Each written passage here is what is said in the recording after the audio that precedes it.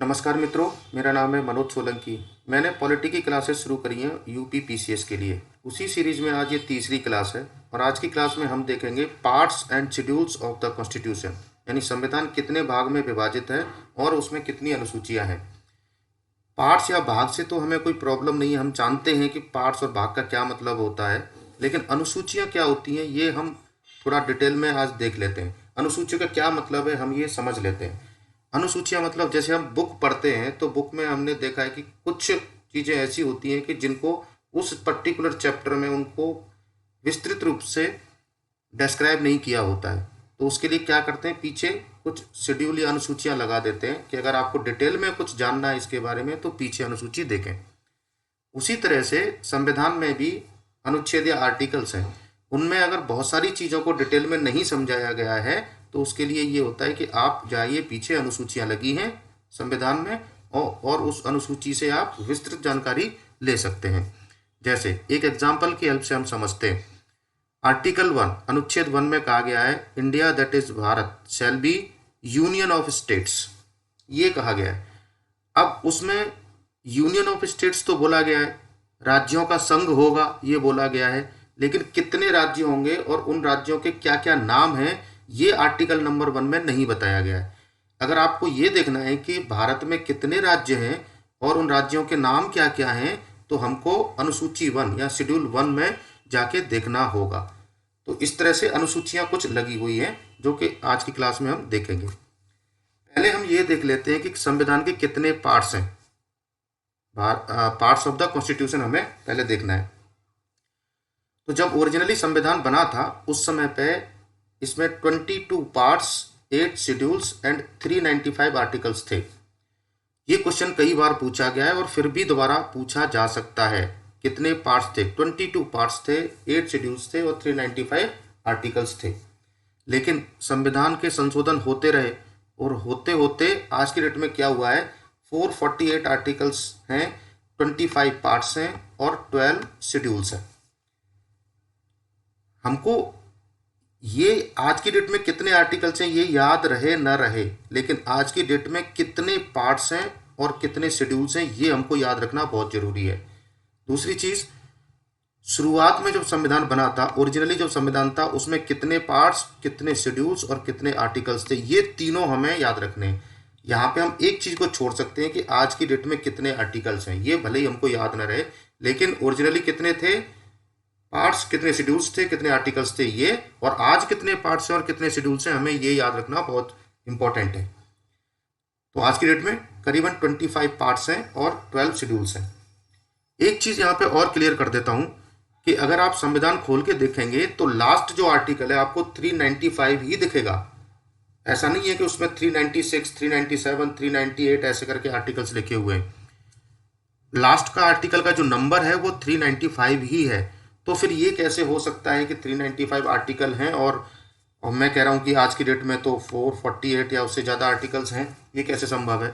संभव इसलिए है कि जब भी संविधान संशोधन होता है तो ऐसा नहीं होता कि 395 आर्टिकल थे तो उसके बाद में नया आर्टिकल जोड़ना है तो आर्टिकल 396 होगा, ऐसा नहीं होता है। एक एग्जाम्पल मैं लेता हूँ, जैसे कि आर्टिकल 21 है right to life. Right to life के बाद में एक आर्टिकल और जोड़ा गया, article 21A right to education, वो जोड़ा गया, तो उसको नंबर 396 मान लो नहीं दिया गया। अब 21 के बाद 22 आना चाहिए तो बीच में एक आर्टिकल और आ जाता है 21A। तो इस तरह से संख्या तो बढ़ गई, लेकिन 395 से आगे जो नंबर है वो नहीं बढ़ा। तो इस तरह से अगर आप देखें, मतलब ये पूछा भी जाता है कि जो नंबरिंग है बेसिकली वो कितनी है, तो नंबरिंग तो 395 ही है, लेकिन अगर आप काउंट करने बैठो तो A B C D करके ऐसे जो संविधान संशोधन से बहुत सारे अनुच्छेद या आर्टिकल्स ऐड किए हैं वो काउंटिंग 448 या उससे थोड़ी ज़्यादा हो सकती है। तो हमको ये इंपॉर्टेंट नहीं है कि आज की डेट में कितने आर्टिकल है वो याद रखना, लेकिन 395 थे जब संविधान बना था, ये हमको याद रखना बहुत इंपॉर्टेंट है। सिमिलरली पार्ट्स के बारे में भी यही कहानी है। जब संविधान बना था तब 22 पार्ट्स थे, लेकिन आज की डेट में कितने? 25। अगर आप वह संख्या देखें तो लास्ट का जो आपको पार्ट दिखेगा वो 22 ही दिखेगा, लेकिन जैसे कि मैंने बोला आर्टिकल में ABCD करके ऐड कर देते हैं, उसी तरह से पार्ट्स में भी ABCD करके कुछ पार्ट्स ऐड किए हुए। अगर हम काउंट करें तो पार्ट्स 25 होते हैं, लेकिन उनका अंतिम जो नंबर है, आखिरी जो नंबर है पार्ट्स का, वो 22 ही है। आज के टाइम में भी 22 ही है, लेकिन काउंटिंग उनकी 25 है। अब हम ये देखेंगे कि कौन कौन से पार्ट में क्या क्या है। तो ये एक टेबल है जिसमें कि 3 कॉलम बने हैं। पहले कॉलम में हम ये देखेंगे कि कौन सा पार्ट नंबर, यानी कि जैसे पार्ट 1, पार्ट 2, पार्ट 3, पार्ट 4 ऐसे। इसके बाद में उसमें क्या लिखा हुआ है, उसकी विषय वस्तु क्या है, सब्जेक्ट मैटर क्या है, उसकी हेडिंग क्या है। इसके बाद कौन से आर्टिकल से लेके कौन से आर्टिकल तक ये कवर करता है, इस पर्टिकुलर पार्ट में कितने आर्टिकल्स हैं। जैसे फॉर एग्जांपल पार्ट 1 में है union and it's territory. Part 1 union and it's territory, संघ और उसका क्षेत्र, और इसमें आर्टिकल कितने हैं, 1 से लेके 4 तक। दूसरा सिटीजनशिप, पार्ट 2 क्या है, सिटीजनशिप से रिलेटेड है, नागरिकता से रिलेटेड है, और इसमें आर्टिकल कहां से हैं, 5 से लेके 11 तक। पार्ट 3 बहुत इंपॉर्टेंट पार्ट है, इसमें फंडामेंटल राइट्स या मौलिक अधिकार हैं, और इसमें आर्टिकल कहां से कहां तक है, 12 से लेके 35, 12 से लेके 35। Part 4 directive principles of state policy, DPSP, राज्य के नीति निर्देशक तत्व, ये कहां से कहां तक है, 36 से लेके 51 आर्टिकल्स तक है। आर्टिकल, अब देखिए जैसे मैंने बोला कि 4 के बाद तो 5 आना चाहिए, लेकिन इसमें बीच में एक इंट्रोड्यूस किया गया है पार्ट 4A। तो अब काउंट करने में तो यहाँ तक 5 होने चाहिए, लेकिन नंबर तो 5 है यहाँ पे, लेकिन काउंट करेंगे तो ये कितने पार्ट्स हो जाते हैं, 6 पार्ट्स हो जाते हैं। तो आर्टिकल 4A में क्या है, फंडामेंटल ड्यूटीज या मौलिक कर्तव्य। इसमें कौन सा आर्टिकल है, इसमें आर्टिकल 1 ही ऐड किया गया, that is 51A। Part number 5 union governments, केंद्र सरकार, आर्टिकल कहां से, 52 से लेके 151 तक। पार्ट 6 स्टेट गवर्नमेंट्स, राज्य सरकार है, आर्टिकल 152 से लेके 237 तक। यूनियन टेरिटरीज, केंद्र शासित प्रदेश, कौन से पार्ट में, पार्ट नंबर 8 में, और आर्टिकल्स कहां से, 239 से लेके 242 तक। पार्ट 9 पंचायत, आर्टिकल 243 से लेके 243O तक। एंड पार्ट 9A म्यूनिसिपैलिटीज, कहां से कहां तक, article 243P to article 243ZG। Article part 9B cooperative societies, सहकारी समितियां, article 243ZH to article 243ZT। अब देखिए सारे पार्ट्स हमें इस तरह से याद नहीं रखने हैं, कुछ इंपॉर्टेंट पार्ट्स ही हमको याद रखने हैं, और उनमें आर्टिकल कहां से कहां तक है वो याद रखने हैं। जैसे कि अब मैं कहूं आर्टिकल 9B तक आप ये याद रखिए कि किस पार्ट में क्या क्या है, और कौन कौन से आर्टिकल कहां से शुरू होकर कहां तक उसमें आर्टिकल हैं, ऐसे करके। इसके बाद अगर आप चाहें तो एक ये 10th पार्ट और 11th पार्ट भी आप याद रख सकते हैं। बाकी 12, 13 इतने इंपॉर्टेंट नहीं है याद रखने के लिए, हम इन दोनों को छोड़ सकते हैं कि इसमें क्या लिखा है और कहां से लेके कहां तक इसमें आर्टिकल्स हैं। तो मैं ये रिकमेंड करता हूं कि आप कम से कम 11 तक आप याद रखिए, पार्ट 11 तक किस में क्या लिखा है और आर्टिकल कहां से लेके कहां तक है। अब आगे बढ़ते हैं। देखिए जैसा मैंने कहा था कि नंबरिंग, लास्ट नंबर पर ध्यान दीजिए, ये कितने हैं, ये 22, ये पार्ट 22 है।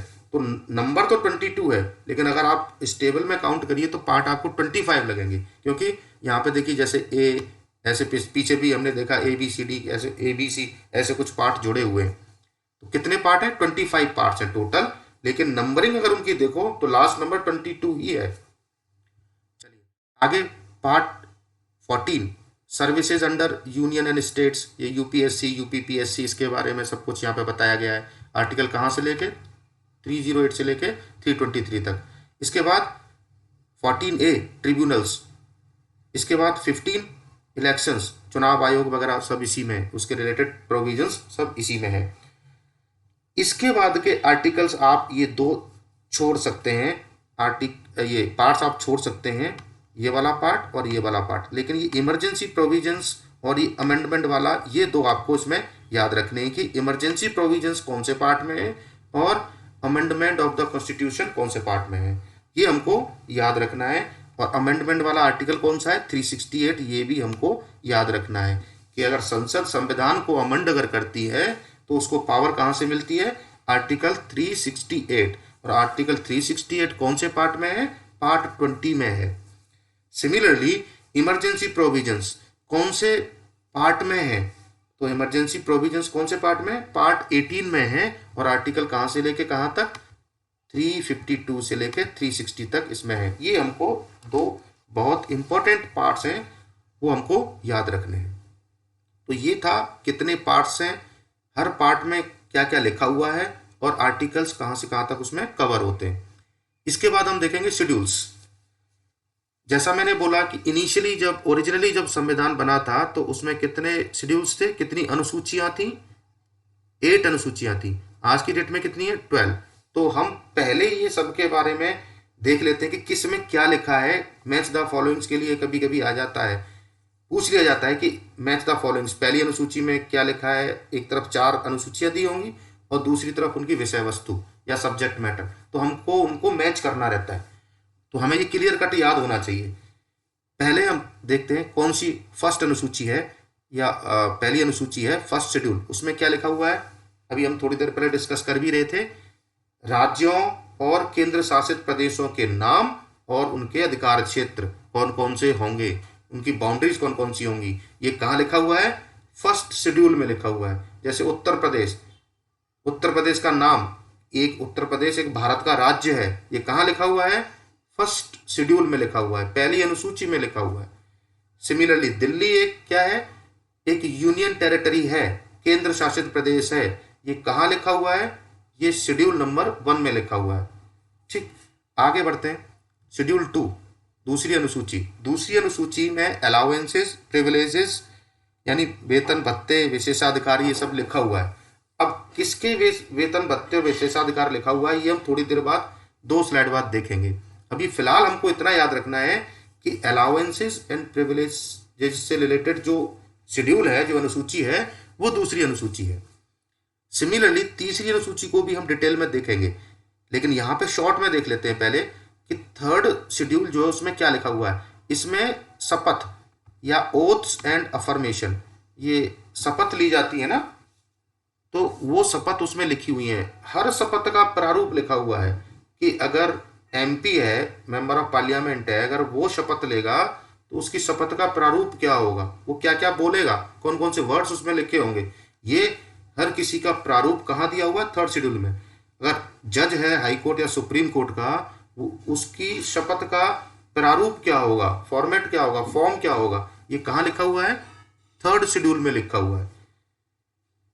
नेक्स्ट फोर्थ शेड्यूल में क्या है? Allocation of seats in Rajya Sabha to the states and union territories. हम सभी को मालूम है कि राज्यसभा का जो मेंबर हैं, उनका जो चुनाव होता है वो राज्यों की विधानसभाओं से होता है, या यूनियन टेरिटरी जहाँ पे विधानसभा है वहाँ से होता है। लेकिन किस स्टेट या यूनियन टेरिटरी से कितने मेंबर राज्यसभा में जाएंगे, ये कहाँ लिखा हुआ है? तो ये कहाँ लिखा हुआ है? ये लिखा हुआ है, जैसे दिल्ली है, दिल्ली एक यूनियन टेरिटरी है, वहाँ से 3 सीटें हैं मान लीजिए राज्यसभा के लिए, तो ये 3 ही जाएंगे, 4 नहीं जाएंगे या 2 नहीं जाएंगे, ये कैसे डिसाइड होगा? कहाँ लिखा हुआ है? ये लिखा हुआ है फोर्थ शेड्यूल में। किस राज्य से कितने राज्यसभा के सदस्य चुन के जाएंगे, वो फोर्थ शेड्यूल में मेंशन्ड है। नेक्स्ट शेड्यूल है शेड्यूल 5, 5वीं अनुसूची। इसमें अनुसूचित क्षेत्रों, अनुसूचित जनजातियों के प्रशासन और नियंत्रण के प्रावधान हैं। कुछ एरियाज को scheduled areas, scheduled tribe areas declare किया गया है। वो कौन कौन से एरिया हैं ये उसमें मेंशन्ड है 5वीं अनुसूची में, और ये भी मेंशन्ड है कि इनका एडमिनिस्ट्रेशन कैसे होगा, उनसे रिलेटेड प्रोविजंस जो हैं वो कहाँ पे हैं? 5th शेड्यूल में। एक और बहुत इंपॉर्टेंट शेड्यूल है जिसका नाम है 6th शेड्यूल, 6ठी अनुसूची। उसमें भी जो 5वीं में है करीबन वही बातें 6वें में है, लेकिन थोड़ा सा डिफरेंस है। क्या डिफरेंस है वो हमको यहाँ पे क्लियर करना है। और कभी कभी क्या होता है 5th शेड्यूल और 6th शेड्यूल में बहुत कन्फ्यूजन भी होता है कि ये 5th में लिखा है कि 6th में, क्योंकि यहाँ पे देखिए शेड्यूल्ड एरियाज है और शेड्यूल्ड ट्राइब एरियाज है। यहाँ भी एडमिनिस्ट्रेशन ऑफ ट्राइबल एरियाज ही लिखा हुआ है, तो थोड़ा कंफ्यूजन होता है कि दोनों में क्या डिफरेंस है। यहाँ पे स्टेट मेंशन्ड है, यहाँ पे भारत में जितने भी शेड्यूल्ड एरियाज और ट्राइबल्स एरियाज हैं उनके लिए प्रोविजंस कहाँ पे, 5th शेड्यूल में। लेकिन केवल 4 स्टेट्स, उनके नाम क्या क्या हैं, आसाम, मेघालय, त्रिपुरा और मिजोरम, ये 4 स्टेट हमको याद रखने हैं। इन 4 स्टेट्स के ट्राइबल एरियाज के एडमिनिस्ट्रेशन के जो प्रोविजंस हैं वो 6th शेड्यूल में लिखे हुए हैं। तो पहले हमको ये याद रखना है कि 5वीं और 6वीं अनुसूची में क्या है। दूसरा हमको याद ये रखना है कि 6वीं अनुसूची में कौन कौन से स्टेट्स के ट्राइबल एरियाज का एडमिनिस्ट्रेशन के प्रोविजंस उसमें लिखे हुए हैं, तो वो 4 स्टेट हमको याद रखने हैं। अब नॉर्थ ईस्ट के बारे में हम लोग generally 7 sisters of north east, या कभी कभी हम कहते हैं कि 8 स्टेट्स हैं वहाँ पे नॉर्थ ईस्ट में, उनमें से यहाँ पे केवल 4 मेंशन्ड हैं। अब इन चारों के नाम याद रखना थोड़ा मुश्किल है, कौन याद रखना, एग्जाम के टाइम पे कंफ्यूजन नहीं होना चाहिए क्योंकि नेगेटिव मार्किंग होती है। तो उसको हम एक तरीके से याद रख सकते हैं, जैसे कि मैंने ये मैप लगाया हुआ है यहाँ पे 4 स्टेट्स के नाम लिखे हुए हैं। कौन कौन से 4 स्टेट के नाम लिखे हुए हैं, एक तो है आसाम और दूसरा है मेघालय। तो देखिए ये आसाम और मेघालय दोनों पड़ोसी स्टेट हैं, आप ऐसे याद रख सकते हैं। और 2 स्टेट कौन से, त्रिपुरा और मिजोरम, ये दोनों भी पड़ोसी स्टेट हैं। अब अगर ये मैप आप याद रख सकते हैं तो आसाम, मेघालय और त्रिपुरा और मिजोरम, ये 4 स्टेट हैं जो कि 6th शेड्यूल में मेंशन्ड है। बाकी अरुणाचल, नागालैंड, मणिपुर या सिक्किम ये इसमें मेंशन्ड नहीं है। ये 2 पड़ोसी ये और 2 पड़ोसी ये, आप इस तरह से भी इसको याद रख सकते हैं। अब नेक्स्ट है बहुत इंपॉर्टेंट अनुसूची या शेड्यूल है जो है 7th शेड्यूल। इसमें इस अनुसूची में 3 सूची लगी है, यानी इस शेड्यूल में 3 लिस्ट है, लिस्ट 1, लिस्ट 2, लिस्ट 3। पहली लिस्ट है यूनियन लिस्ट, दूसरी है स्टेट लिस्ट और तीसरी है कंकरेंट लिस्ट। संघ सूची, राज्य सूची और समवर्ती सूची, इनका क्या मतलब है। देखिए यूनियन लिस्ट या संघ सूची में जो भी विषय लिखे हुए हैं उनके ऊपर कानून बनाने का, लॉ बनाने का अधिकार यूनियन का होगा, यानी संसद का होगा। जैसे फॉर एग्जांपल डिफेंस के बारे में या फॉरेन अफेयर्स, विदेश के बारे में अगर कुछ भी कानून बनना है, लॉ बनना है, तो उसका अधिकार किसका होगा, संघ का, यूनियन का, पार्लियामेंट का। उसमें डिफेंस के मामले में कोई भी राज्य कोई भी कानून नहीं बना सकता। क्यों नहीं बना सकता, क्योंकि डिफेंस या रक्षा संघ सूची का विषय है, यूनियन लिस्ट का विषय है, इसलिए उसके ऊपर कानून बनाने का अधिकार केवल संघ का होगा। दूसरी लिस्ट है स्टेट लिस्ट, उसमें जो भी विषय मेंशन्ड है उस पर कानून बनाने का अधिकार किसका होगा, उस राज्यों का होगा। उस पर कानून केंद्र नहीं बना सकता, पार्लियामेंट नहीं बना सकती, स्टेट लेजिस्लेचर या विधानसभा, विधान परिषद ही बना सकते हैं। जैसे फॉर एग्जांपल कौन कौन से विषय हैं, जैसे कि लॉ एंड ऑर्डर, ये कहाँ मेंशन्ड है, लॉ एंड ऑर्डर किसकी जिम्मेदारी है, राज्य की। कहाँ लिखा हुआ है, 7वीं अनुसूची की लिस्ट 2 स्टेट लिस्ट में मेंशन्ड है, इसलिए उस पर कानून अगर कोई बनाना है तो राज्य ही बनाएगा। तीसरी लिस्ट है कंकरेंट लिस्ट या समवर्ती सूची। समवर्ती सूची में जो भी विषय मेंशन्ड है उस पर दोनों का अधिकार है, यूनियन या पार्लियामेंट भी उस पर कानून बना सकता है, स्टेट की लेजिस्लेचर भी उस पर कानून बना सकती है, दोनों ही। जैसे फॉर एग्जांपल शिक्षा और वन, फॉरेस्ट या एजुकेशन, दोनों कहाँ मेंशन्ड है, कंकरेंट लिस्ट में, समवर्ती सूची में। तो शिक्षा के ऊपर कानून केंद्र भी बना सकता है, राज्य भी बना सकता है। लेकिन अगर ऐसा हो गया कि एक ही विषय पर एक ही कानून केंद्र ने भी बना दिया और राज्य ने भी बना दिया और वो विषय कहाँ पे है, कंकरेंट लिस्ट में, तो फिर कौन सा प्रिवेल करेगा, कौन सा माना जाएगा। तो ये क्लियर कट लिखा हुआ है कि अगर ऐसा कुछ हो जाता है कि एक ही विषय पर दोनों केंद्र और राज्य कानून बना देते हैं तो केंद्र का बनाया हुआ कानून या पार्लियामेंट का बनाया हुआ कानून प्रिवेल करेगा, वही मान्य होगा, स्टेट वाला नहीं। तो ये भी पॉइंट हमको याद रखना है कि कंकरेंट लिस्ट में अगर कुछ भी मेंशन्ड है उस पर केंद्र और राज्य दोनों ही कानून बना देते हैं, लॉ बना देते हैं, तो किसका कानून वैलिड होगा? वो होगा केंद्र का, न कि राज्य का। तो ये एक बहुत इंपॉर्टेंट शेड्यूल था। इसके बाद में 8th शेड्यूल। 8th शेड्यूल में भाषाएं या लैंग्वेज है। लैंग्वेज यानी कि देखिए, जब संविधान बना था उस समय पे 14 लैंग्वेजेस इस शेड्यूल में थी, यानी कि भारत में बोले जाने वाली 14 भाषाओं को संविधान रिकॉग्नाइज करता है, ये मतलब था, ये मतलब है इनफैक्ट। तो संविधान का संशोधन कई बार हुआ। संविधान का संशोधन होते होते होते होते 8th शेड्यूल में आज की डेट में अगर पूछा जाए कि कितनी लैंग्वेजेस हैं, तो 22 लैंग्वेजेस इसमें मेंशन्ड हैं जिनको कि कॉन्स्टिट्यूशन रिकॉग्नाइज करता है। भारतीय भाषाएं 22 हैं। पहले कितनी थी जब संविधान बना था? तो 14 थी। हमको ये भी याद रखना है। हम पहले ही डिस्कस कर चुके हैं कि जब संविधान बना था तो केवल 8 शेड्यूल थे, लेकिन आज की डेट में कितने शेड्यूल हैं? 12 यानी 12। तो इसका मतलब ये हुआ कि 8 के बाद जो भी शेड्यूल इसमें ऐड किए गए उनको कभी न कभी किसी न किसी संविधान संशोधन के द्वारा ऐड किया गया है। तो यहाँ पे ये लिस्ट 3rd कॉलम भी बनाया हुआ है जिसमें कि ये दिखाया गया है कि कौन सा शेड्यूल कौन से संविधान संशोधन से जोड़ा गया था। जैसे for example 9th schedule first constitution amendment act 1951 से जोड़ा गया था। 10th किससे जोड़ा गया था? 52nd अमेंडमेंट से जोड़ा गया था। 11th किससे जोड़ा गया था? 73rd अमेंडमेंट 1992 से जोड़ा गया था। 12th किससे जोड़ा गया था? 74th अमेंडमेंट 1992 से जोड़ा गया था। अब इसके बाद हमें यह देखना है कि इन शेड्यूल्स में क्या क्या लिखा हुआ है, क्या क्या मेंशन्ड है। तो देखिए, जब पहले बात करते हैं 9th शेड्यूल की। 9th शेड्यूल में क्या है? भूमि सुधार, लैंड रिफॉर्म्स एंड जमींदारी प्रथा का जो उन्मूलन हुआ था, एबॉलिशन किया गया था जमींदारी प्रथा का, उस समय ये 9th शेड्यूल कॉन्स्टिट्यूशन में जोड़ा गया था। और उस साथ में ये भी कहा गया था कि 9th शेड्यूल में जो भी लॉ, मतलब लॉ बना के 9th शेड्यूल में जो भी डाल दिया जाएगा, जो भी लॉ बना के 9th शेड्यूल में डाल दिया जाएगा, उसको किसी अदालत में, किसी कोर्ट में उसको चैलेंज नहीं किया जा सकता। यानी वो कुछ भी अगर वायलेट करता है कॉन्स्टिट्यूशन के किसी प्रोविजन को, किसी मूल अधिकार को, तो कोर्ट, सुप्रीम कोर्ट या हाई कोर्ट उसको नल एंड वॉइड नहीं कर सकता। यानी उसको इम्यूनिटी मिल जाती है। अगर कोई भी कानून बना के कोई केंद्र सरकार या राज्य सरकार 9th शेड्यूल में अगर डाल देती है, तो कोई भी कोर्ट उसके ऊपर जुडिशियल रिव्यू नहीं कर सकता, उसको स्ट्रक डाउन या उसको नल एंड वॉइड घोषित नहीं कर सकता।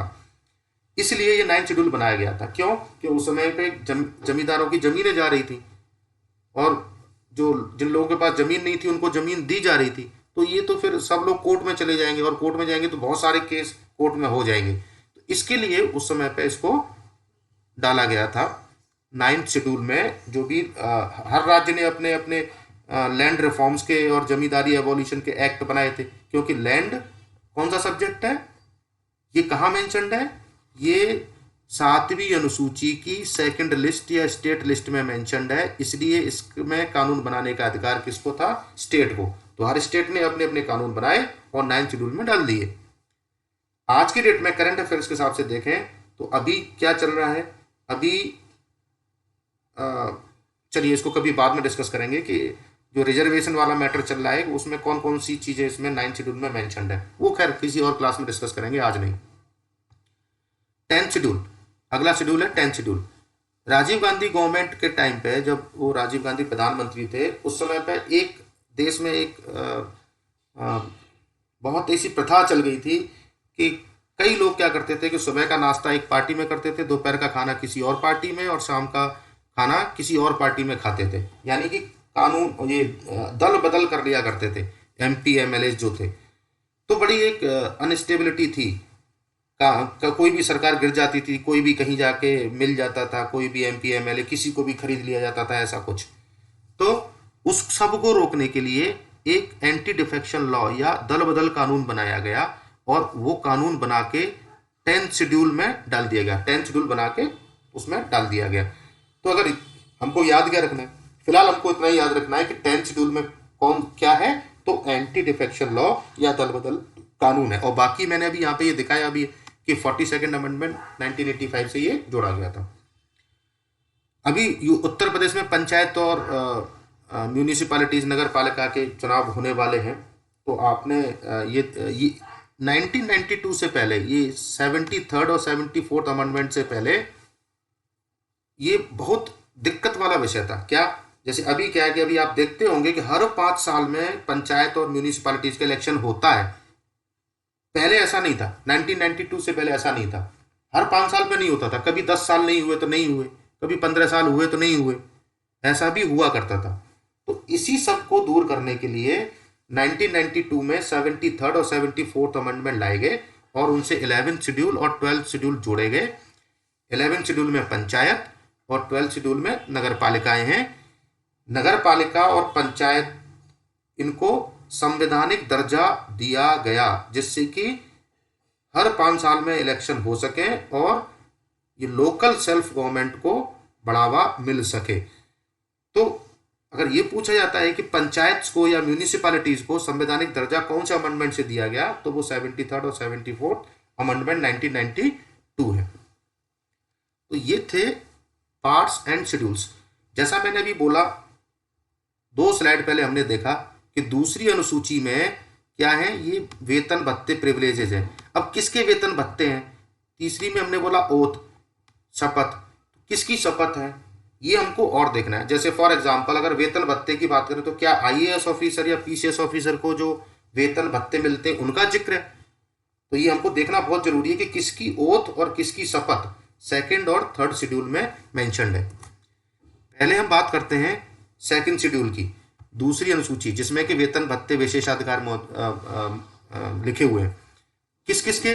प्रेसिडेंट के, गवर्नर, राज्यों में राज्यपाल जो होते हैं, speaker and deputy speaker of Lok Sabha and legislative assembly जो राज्यों में होती हैं, यानी कि विधानसभा और लोकसभा के अध्यक्ष और उपाध्यक्ष के विशेषाधिकार और भत्ते इसमें मेंशन है।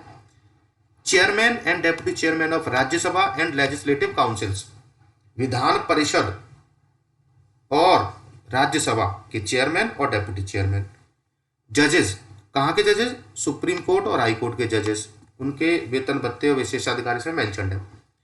और किसके मेंशन है? Controller and auditor general of India, CAG जिसको हम बोलते हैं, उसके वेतन भत्ते विशेषाधिकार इसमें मेंशन है। तो अगर ये मान लो पूछ भी लिया जाता है तो आप ये थोड़ा सा ध्यान रखिएगा। क्या ध्यान रखना है?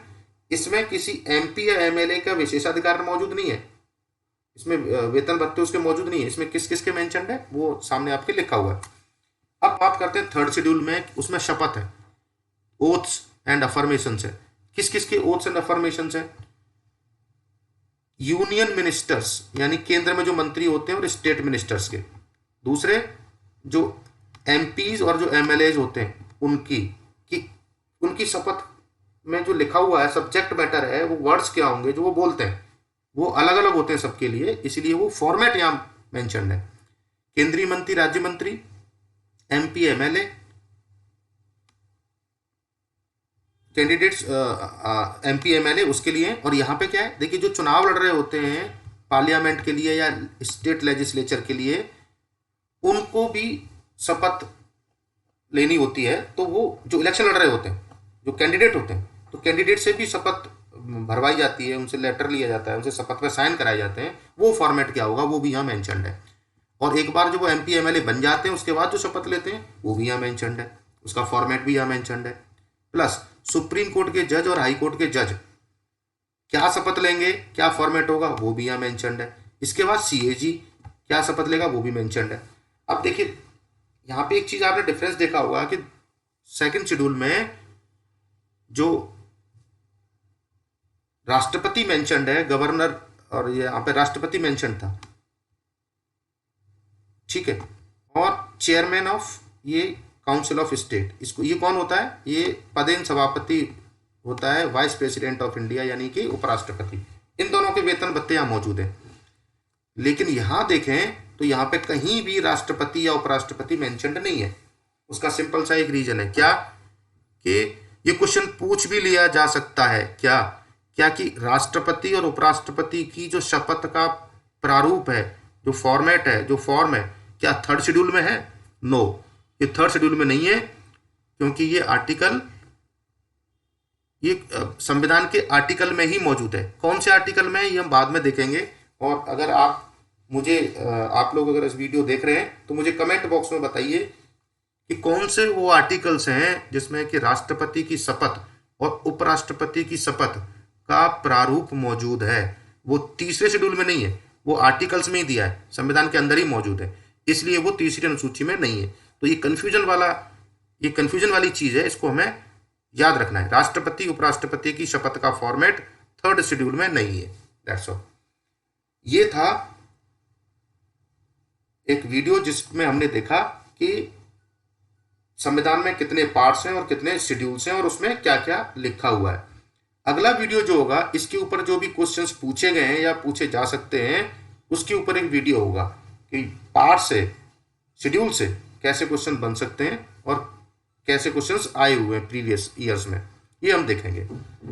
धन्यवाद।